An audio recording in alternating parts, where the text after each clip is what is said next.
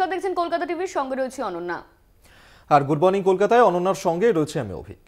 লোকসভা ভোটের মুখে রাজধানীতে ধাক্কা খেল বিজেপির প্রাণশক্তি সংঘ পরিবার।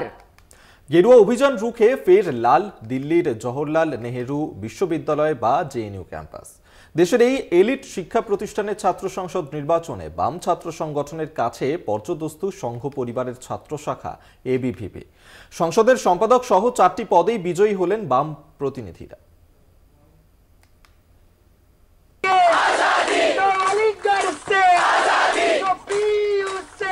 দীর্ঘ কয়েক দশক ধরে জেএনইউ বাম ছাত্র সংগঠনের শক্ত ঘাঁটি। ছাত্র সংসদ নির্বাচনেও তাদের আধিপত্য অব্যাহত ছিল।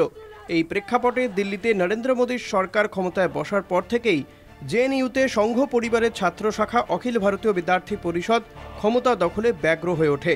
কট্টর সংঘ বিরোধী বাম ছাত্র সংগঠনগুলির সঙ্গে এবিভিপির সংঘাত একাধিকবার হিংসাত্মক আকার নেয়। এমনকি কেন্দ্রের নেতা মন্ত্রীরা পর্যন্ত জেএনইউকে রাষ্ট্রদ্রোহী মুক্ত করার ডাক দেয়। স্বভাবতই এহেন বিশ্ববিদ্যালয়ের ছাত্র সংসদ নির্বাচন ঘিরে রাজনৈতিক উত্তাপ বাড়ছিল। শনিবার রাতে ভোট গণনায় প্রাথমিক পর্যায়ে হাড্ডাহাড্ডি প্রতিদ্বন্দ্বিতা হলেও সম্পাদক সহ 4 পদাধিকারী নির্বাচনে বাম ছাত্র ঐক্যমঞ্চ জয়ী হয়। জবের থেকে বিজেপি ক্ষমতায় এসছে, এই জেএনইউর মতো পৃথিবীর অন্যতম সেরা বিশ্ববিদ্যালয়গুলোকে শেষ করবে দেওয়ার জন্য ওরা চেষ্টা চালাচ্ছে। কারণ ওরা চায় না ওদের কেউ প্রশ্ন করুক, ওরা চায় না ডিবেট ডিসকাশন। সাধারণ ছাত্রছাত্রীরা নিজেদের শিক্ষা বাঁচানোর জন্য যখন ফিস বৃদ্ধি পাচ্ছে, যখন জেএনইউতে একটার পর একটা কোর্স বন্ধ হচ্ছে, যখন সেখানে দাঁড়িয়ে স্কলারশিপ গুলো পাওয়া যাচ্ছে না, গরিব ঘরের সন্তানের শিক্ষার অধিকার সোনার পাথরবাটি হয়ে যাচ্ছে, ঠিক সেই সময় দাঁড়িয়ে জেএনইউ ছাত্ররা ঐক্যবদ্ধভাবে দাঁতের দাঁত কামড়ে, যারা একদম প্রথম দিন থেকে যারা আক্রমণের শিকার হয়েছে, এবিভিপির যারা রক্তাক্ত হয়েছে, তারা কিছুদিন আগেও জিবিএম এ রক্তাক্ত হয়েছে, এবং তারা বিভিন্নভাবে তাদের সংঘ ঘনিষ্ঠ প্রফেসরদের দ্বারা হেনস্থার শিকার হতে হয়েছে। এই সমস্ত জ্বালা যন্ত্রণাকে অগ্রাহ্য করে যখন ঐক্যবদ্ধভাবে রুখে দাঁড়িয়েছে, সেই লড়াইকে আমরা কুর্নিশ জানাই। এবং অবশ্যই এই লড়াইয়ে আমরা এসএফআই একটা সবাইকে নিয়ে চলার জন্য একটা বড় ভূমিকা পালন করেছিলাম। আমরা চাই এই সময়কালের মধ্যে দাঁড়িয়ে যে ফ্যাসিস্ট সরকার আমাদের দেশে চলছে, তাদের বিরুদ্ধে আমাদের একসাথে লড়তে হবে এবং তাদেরকে হারাতেই হবে। ছাত্র সংসদের সভাপতি পদে ধনঞ্জয়, সহ সভাপতি পদে অভিজিৎ ঘোষ, সাধারণ সম্পাদক পদে বাম সমর্থিত প্রিয়াংশী আরশো ও যুগ্ম সম্পাদক মোহাম্মদ সাজিদ এবিভিপিকে হারিয়ে জয় পেয়েছেন। লোকসভা ভোটের মুখে রাজধানীর বুকে গেরুয়া বাহিনীর এই পরাজয় বস্তুত কেন্দ্রের শাসক বিজেপিকে যথেষ্ট বিড়ম্বনায় ফেলেছে বলেই মনে করা হচ্ছে। কলকাতা টিভি। দিল্লির মুখ্যমন্ত্রী অরবিন্দ কেজরিওয়ালকে লোকসভা ভোটের ঠিক আগে গ্রেফতার করে বিজেপি, এবং এই গ্রেফতার করা নিয়ে কি বার্তা দিতে চাইছে বিজেপি? এর ফলে কি বিজেপি ভোটের কোনো বাড়তি সুবিধা পাবে? এই প্রশ্নেরই উত্তর খুঁজছে এখন রাজনৈতিক মহল। ইন্ডিয়া জোটের অবস্থা ভালো নয়, কিন্তু কেজরির গ্রেফতারে কি এই জোট দৃঢ় হবে? যে কোনো বড় মাপের নেতাকে জেলে পাঠানো হলেই ভোটারদের উপর তার প্রভাব পড়তে পারে, বিশেষ করে যদি সামনে ভোট থাকে। সেই অর্থে অরবিন্দ কেজরিওয়ালের গ্রেপ্তারও ভোটারদের মনে কম বেশি প্রভাব ফেলবে। বিজেপির কোর ভোট ব্যাংকে হয়তো এর ছায়া পড়বে না, কিন্তু সব দলকেই ভোটে জেতার জন্য কোর ভোট ব্যাংকের সঙ্গে দরকার হয় ফ্লোটিং ভোটার বা দোদুল্যমান ভোটারদের সমর্থন, যেটা বিজেপি 2014 পর থেকে অনেকটাই পেয়ে চলেছে। সেই কারণেই অটল বিহারী বাজপেয়ী আদবানিদের সময় থেকে নরেন্দ্র মোদীর নেতৃত্বে বিজেপির ভোট এখন অনেকটাই বেশি। কেজরিওয়ালকে নিয়ে আপের একটা অসুবিধা হলো, বিজেপি যখন বলবে ওকে 9 বার ডাকা হয়েছে, তিনি তবুও না আসায় ইডি তাঁকে গ্রেপ্তার করেছে তদন্তের প্রয়োজনে, আপ নেতাদের খুব জোরালো যুক্তি থাকবে না এই অভিযোগ খণ্ডনে। কিন্তু বিরোধীরা যে ক্রমাগত বলে আসছিলেন বিজেপি কেবল বিরোধী নেতাদের বেছে বেছে গ্রেপ্তার করে চলেছে, বিজেপি এখন ওয়াশিং মেশিনে পরিণত হয়েছে, অরবিন্দ কেজরিওয়ালের মতো হাই প্রোফাইল নেতাকে গ্রেপ্তার করায় বিরোধীদের এই অভিযোগ আগের থেকে অনেক বেশি বিশ্বাসযোগ্য হয়ে উঠতে পারে ভোটারদের কাছে। তেমন হলে বিজেপির ক্ষতির যথেষ্ট সম্ভাবনা রয়েছে। ইতিমধ্যেই ইন্ডিয়ান এক্সপ্রেস পত্রিকা দিল্লিতে কেজরিওয়ালের নির্বাচনী এলাকা ঘুরে সেখানকার ভোটারদের যে মতামত প্রকাশ করেছে, তাতে দেখা যাচ্ছে প্রায় সবাই এক বাক্যে বলছেন ইয়ে গলত কাম হুয়া। অর্থাৎ কেজরির বিরুদ্ধে দুর্নীতির অভিযোগ তারা বিশ্বাসও করছেন না, গ্রেপ্তারিকে অনুমোদনও করছেন না। দিল্লিতে আপ এবং কংগ্রেসের মধ্যে আসন সমঝোতা হয়েছে, এটা ঠিক, 2019-এর হিসেবে আপ এবং কংগ্রেসের মোট প্রাপ্ত ভোট বিজেপির থেকে কম ছিল, কিন্তু 2019 ছিল পুলওয়ামার ভোট। 2019 বাদ দিলে 2014 থেকে ধরলে বিজেপি দিল্লিতে আপ কংগ্রেসের মোট ভোটের থেকে অনেকটাই পিছিয়ে ছিল বরাবর। ফলে এমনিতেই দিল্লিতে যে বিজেপি 2019-এর মতো ফল করবেই তা নিয়ে অনিশ্চয়তা ছিল। কেজরিকে গ্রেপ্তারে সেই অনিশ্চয়তা বেড়ে গেল বলে মনে করছেন রাজনৈতিক বিশেষজ্ঞরা।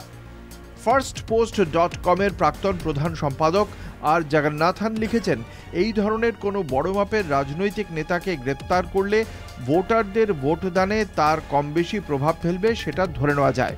তবে তিনি একই সঙ্গে বলেছেন, যেহেতু ভোটারদের মধ্যে একটা মেরুকরণ ঘটে আছে আগে থেকেই, ফলে কোনো দলের নিশ্চিত ভোটার বা কমিটেড ভোটারের ওপর এর প্রভাব নাও পড়তে পারে।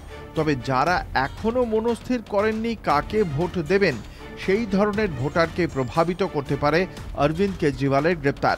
বিভিন্ন অভিযোগে বিরোধী নেতাদের ক্রমাগত গ্রেপ্তার করে বিজেপি রাম মন্দিরের সঙ্গে দুর্নীতিকেও এবারের ভোটে একটা ইস্যু করে তোলার চেষ্টা চালাচ্ছে অনেকদিন ধরেই। বার্তাটা হলো, আমরা বাদে সবাই খারাপ।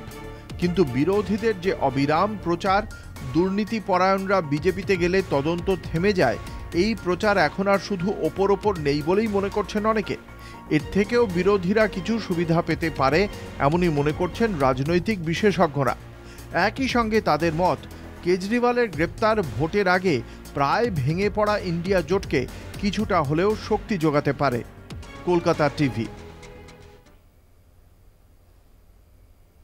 দলেরই একাংশের বিক্ষোভের মুখে পড়ায় বসিরহাট কেন্দ্রে প্রার্থী রেখা পাত্রকে নিয়ে চরম বিড়ম্বনায় পড়েছে বিজেপি। সন্দেশখালীর প্রতিবাদী আন্দোলনের অন্যতম মুখ রেখার নাম ঘোষণা করে শনিবার চমক দিয়েছিল বিজেপি, কিন্তু তারপর থেকেই রেখার বিকল্প কোনো রাজনৈতিক ব্যক্তিকে প্রার্থী করার দাবিতে পোস্টারে ছেয়ে গিয়েছে সন্দেশখালী। নারী নির্যাতন থেকে জমি লুট সহ নানা অভিযোগে তৃণমূলের বিরুদ্ধে পথে নেমেছিল সন্দেশখালীর মহিলাদের একাংশ। সেই আন্দোলনে প্রতিবাদী মুখ হিসেবে উঠে আসে পাত্রপাড়ার রেখা পাত্র। সম্প্রতি সন্দেশখালীর নির্যাতিতাদের যে প্রতিনিধি দল প্রধানমন্ত্রীর সঙ্গে দেখা করেছিলেন, তাঁদের প্রধান মুখ ছিলেন রেখা পাত্র। সূত্রের দাবি, মোদির পছন্দ অনুসারেই রেখাকে বেছে নেওয়া হয়। শনিবার রাতে বসিরহাট লোকসভার প্রার্থী হিসেবে রেখার নাম ঘোষণা করা হতেই বিক্ষোভ শুরু হয়। রেখা পাত্রকে প্রার্থী চাই না বলে পোস্টার পড়েছে সন্দেশখালীর বিভিন্ন গ্রামে, এমনকি রেখার গ্রামেই তার বিরুদ্ধে পোস্টার সাঁটা হয়েছে। আমরা চাইছি অন্য একটা মুখ, আমরা রেখা পাত্রকে চাই না। রেখা পাত্রকে আমরা চাই না, রেখা পাত্রকে আমরা চাই না, আরো অন্য কেউ প্রার্থী হোক, আমরা সেটাই চাই। পোস্টার নিয়ে বিরোধী তৃণমূলের দিকে আঙুল তুললেও ঘরোয়া অস্বস্তি ঢাকতে পারছে না বিজেপি। আমরা জেতার ব্যাপারে 100% নিশ্চিত ছিলাম। রেখা পাত্র প্রার্থী হয় 200% নিশ্চিত যে এই সিটি আমরা জিতব। একটা মানুষের সব একটা 5টা আঙ্গুল সমান হয় না, অর্থাৎ যারা বলেছেন তারা যদি আমাদের শুভানুদ্দায়ী হয় আমরা কথা বলে নেব। এর পিছনে যে তৃণমূলের কেউ নেই সেটাও তো মানে বোঝা যাচ্ছে না, তো আমি এর মধ্যে যাব না। রেখা পাত্র ওখানে সন্দেশখালী আন্দোলনের মহিলাদের নির্যাতনের প্রতিবাদী মুখ হিসেবে লড়াই করছেন, তাকে অনুমোদন দিয়েছেন স্বয়ং কেন্দ্রীয় নেতৃত্ব। প্রধানমন্ত্রী নরেন্দ্র মোদী স্বয়ং সন্দেশখালীর নারী নিগ্রহের অভিযোগে সরব হয়েছেন। লোকসভা ভোটে রাজ্যের শাসক তৃণমূলকে বিত্তে সন্দেশখালীকেই অস্ত্র করে বাংলায় প্রচার করতে চায় বিজেপি। সেই লক্ষ্যেই মহিলা প্রতিরোধ বাহিনীর অন্যতম মুখ রেখাকে প্রার্থী করে চমক দিয়েছিল বিজেপির কেন্দ্রীয় নির্বাচনী কমিটি। কিন্তু খোদ সন্দেশখালীতে রেখা বিরোধী পোস্টারে ব্যাপক চাপে পড়ে গিয়েছে পদ্ম শিবির। বসিরহাট থেকে সঞ্জিত চক্রবর্তীর রিপোর্ট, কলকাতা টিভি। এখন সময় একটা বিরতির। গুড মর্নিং কলকাতা নিয়ে ফিরছি বিরতির পর, সঙ্গে থাকুন।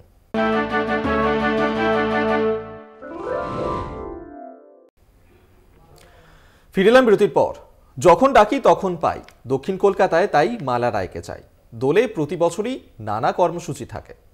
এবার সামনে ভোট, তিনি তৃণমূল প্রার্থী, তাই রঙের উৎসবের প্রচারও সেরে নিলেন। উত্তরবঙ্গ থেকে উড়িয়ে আনা প্রার্থী দেবশ্রী চৌধুরীকে কোনো নম্বরই দিতে চাইলেন না মালা রায়।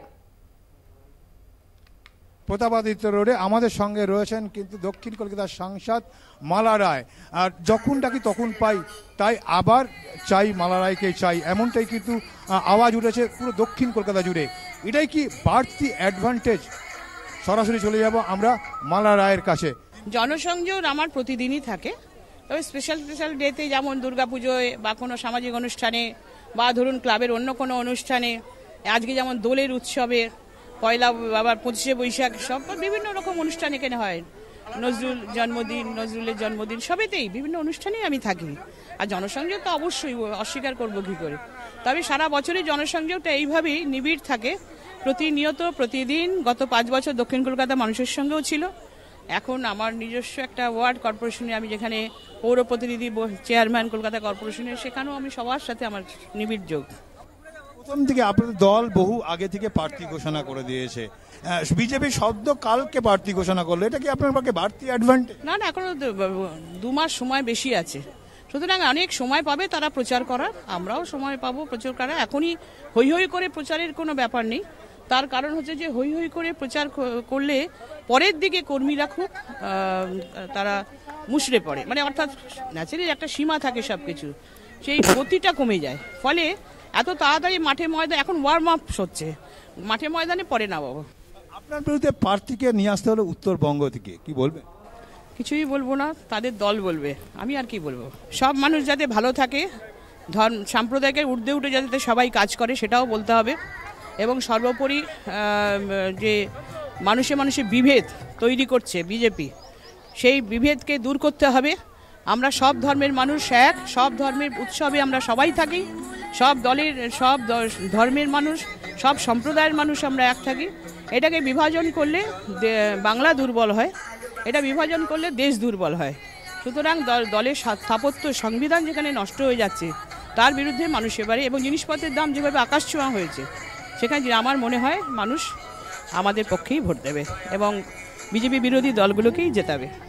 সাম্প্রদায়িকতার বিরুদ্ধে আগেকা দাঁড়িয়ে সাম্প্রদায়িকতার বিরুদ্ধে, বিভেদের রাজনীতির বিরুদ্ধে, অথচ বিজেপির বিরুদ্ধে তোপ ডাকলেন কিন্তু সাংসদ মালা রায়। এবার তিনি দক্ষিণ কলকাতার প্রার্থী, এবং সে প্রার্থী কেবল নয়, তার দাবি যে তিনি গতবারের থেকে আরও বেশি মার্জনে জয়লাভ করবে, কেন তিনি সবসময় মানুষের পাশে ছিলেন, প্রতি মুহূর্তে মানুষ তাকে পায়, এবং যখন ডাকে তখনই কিন্তু মানুষকে পায় মালা রায়কে। অর্থাৎ এটা যেমন দক্ষিণ কলকাতা জুড়ে পাশাপাশি একই কথা কিন্তু সাংসদের মুখে, অর্থাৎ সাংসদ দক্ষিণ কলকাতা তৃণমূল কংগ্রেসের প্রার্থী, আর বিরোধী প্রার্থী উত্তরবঙ্গ থেকে এসছে, দল তাকে পাঠিয়েছে, দল তাদের মতো করে ঠিক করে তার সম্বন্ধে বলতে না চাইলেও মানুষের পাশে যে মালা রায় থাকে এটা কিন্তু দক্ষিণ কলকাতার মানুষ জানে, এবং তিনি জয়ের ব্যাপারে যেমন আশাবাদী, পাশাপাশি গতবারের থেকে তার যে মার্জিন আরো বাড়বে সে ব্যাপারে তিনি নিশ্চিত। ক্যামেরায় দিলীপ রায়ের সঙ্গে দেবাশিস সেনগুপ্ত, কলকাতা টিভি।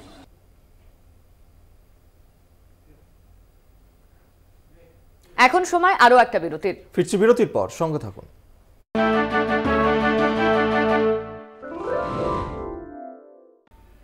ফিরে এলাম বিরতির পর। হোলি বা বাংলায় দোল, যে নামেই ডাকা হোক না কেন, উৎসবের চরিত্র প্রায় এক। 2024-এর হোলি একটু বেশি গুরুত্বপূর্ণ পেয়েছে অর্থনীতির দিক থেকে, কারণ এবারের হোলি উৎসবে চীনা পণ্যের চাহিদা কম বলেই মনে করছেন ব্যবসায়ী সংগঠনগুলি। ফলে লোকসভা ভোটের আগের এই হোলি বাণিজ্য 50,000 কোটি টাকা ছুঁয়ে ফেলতে পারে বলেই মনে করছেন বিশেষজ্ঞরা।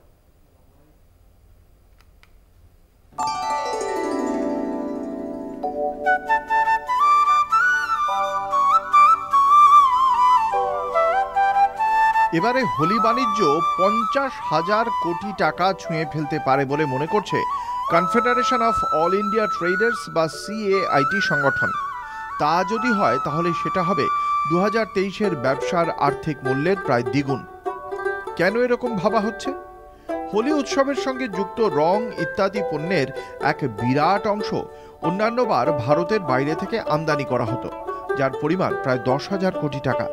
যেসব পণ্যের আমদানি 2024-এ খুব কম, এমনই দাবি করেছে ব্যবসায়ীদের সংগঠন CAIT।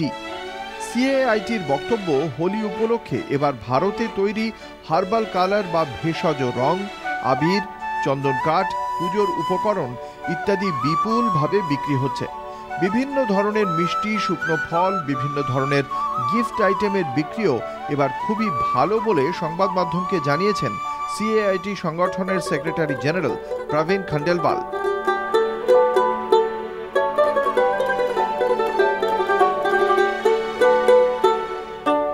CAITর এক প্রতিনিধি সংবাদ মাধ্যমকে জানিয়েছেন, হার্বাল কালার, কেমিক্যাল ফ্রি আবির ইত্যাদির চাহিদা গত বছরের থেকে এবার অনেকটা বেশি। রং খেলার বেলুন এবং বিভিন্ন ধরনের সাধারণ এবং দামি পিচকিরির চাহিদাও এবার যথেষ্ট বেশি। গত বছর সারা দেশে হোলি বাণিজ্যের পরিমাণ ছিল 25,000 কোটি টাকা। এবারে সিএআইটির হিসেব হোলি বাণিজ্য 50,000 কোটি ছুঁয়ে ফেলবে। শুধু হোলি বাণিজ্যই নয়, সিএআইটি সংগঠনের এক প্রতিনিধি সংবাদ মাধ্যমকে জানিয়েছেন, হোলি ছাড়াও এখন যে বিয়ের মরশুম চলছে তা জুলাইয়ের মাঝামাঝি পর্যন্ত চলবে। সারা দেশে কত বিয়ে হবে এই প্রায় 4 মাস সময়? সিএআইটি জানাচ্ছে, সারা দেশে প্রায় 42 লক্ষ বিয়ে হবে এই 4 মাসে। Confederation of all India traders বা সিএআইটি সংগঠন মনে করছে, এই বিয়ের মরশুমে প্রায় 5.5 লক্ষ কোটি টাকার ব্যবসা হবে বিয়ের কেনাকাটায়। প্রবীণ খন্ডেলওয়াল জানাচ্ছেন, গত ডিসেম্বরে যে বিয়ের সিজন শেষ হয়েছে তাতে ব্যবসা হয়েছিল প্রায় 4.25 লক্ষ কোটি টাকার। এবারে তারা আরও বেশি ব্যবসা হবে বলে আশা করছেন। সন্দেহ নেই, এই আলোকিত ভারতই ভারতের একমাত্র পরিচয় নয়। এই আলোকিত ভারতের বাইরেও রয়েছে আরও এক বৃহত্তর ভারত। সাম্প্রতিক সমস্ত রিপোর্টই বলছে, যেখানে অসাম্য বেড়েই চলেছে। তা বলে রঙের খেলায় যেন ঘাটতি না থাকে। রং কিনুন, রং মাখান। হ্যাপি দোল।